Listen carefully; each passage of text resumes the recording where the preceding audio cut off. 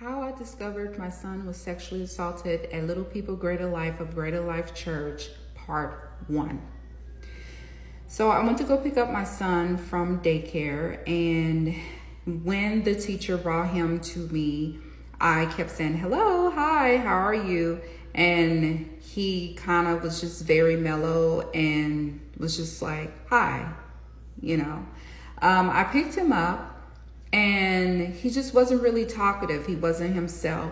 So I put him in, his car seat, and he was not really wanting to sit on his bottom. Before I could even, pull off, he had already stood on his knees and turned backwards. Usually when he does that, it's mainly because he wants to poo. But, so I didn't think anything of it. I thought maybe he had to go to the bathroom to poo. From the drive home, coming from Little People Greater Life, basically is 5 miles coming from the home that I was staying in League City. And my other son's daycare was literally right down the street from the house. So I could actually go pick them up. In between time, I went to the grocery store and then picked them up. So all in all, it was like a 25-minute thing to get home. As we got home, both of my kids had went to the kitchen to go get their snack, as they usually does. And Noah always gets a carton of blueberries because that was mainly his diet at the time, because he loved blueberries and he had jumped from strawberries to blueberries. So I was not going to stop him from eating, fruit or anything like that, or berries or anything like that. So as we walk upstairs, I noticed that he was struggling to walk upstairs. I'm noticing him. At this time, I get on the phone, but I'm still observing him. As we walk up the stairs and we go to the guest room to sit down, I open up the blinds because that bedroom actually looked out towards the street. I'm sitting down and I'm talking, and I still noticing him, that he's standing up still, but at this time playing with his tablet and eating his snack. Within 5 minutes into my conversation, he walks out of the room and goes to the guest bathroom to use the bathroom. He calls my name, and I go in there while I'm still on the phone to wipe him.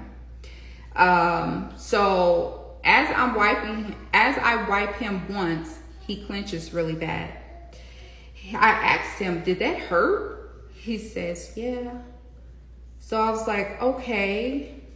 So I didn't wipe him again that hard. I felt like I didn't wipe him that hard, but it was just odd that he would say that.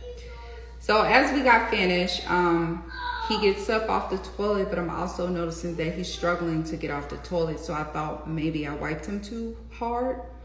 So as he get off the toilet, he pulls up his underwear and his bottoms, and I go back into the guest room thinking that he's gonna follow behind me to go in the guest room. So I sit down, talk on the phone again while I'm still on the phone, and I'm like, well, maybe he went in my room, my master bedroom, to go look at TV with his brother or whatever.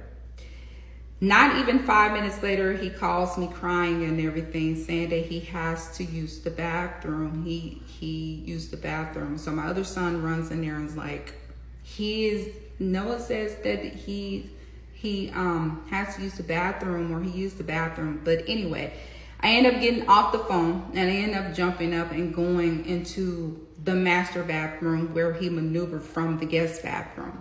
As I get to that bathroom, I noticed that he had put a lot of tissue in the toilet. He was wiping himself, so I was trying to figure out what is going on.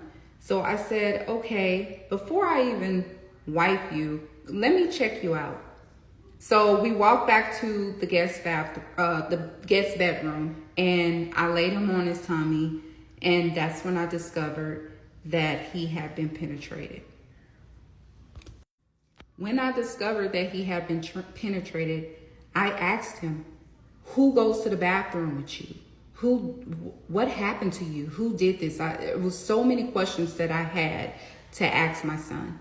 And all he kept saying was a man, a man. And he kept saying a name, but I couldn't really make out what the name that he was saying. So I immediately took pictures. And then I contacted Hamza, the daycare owner. As I get on the phone,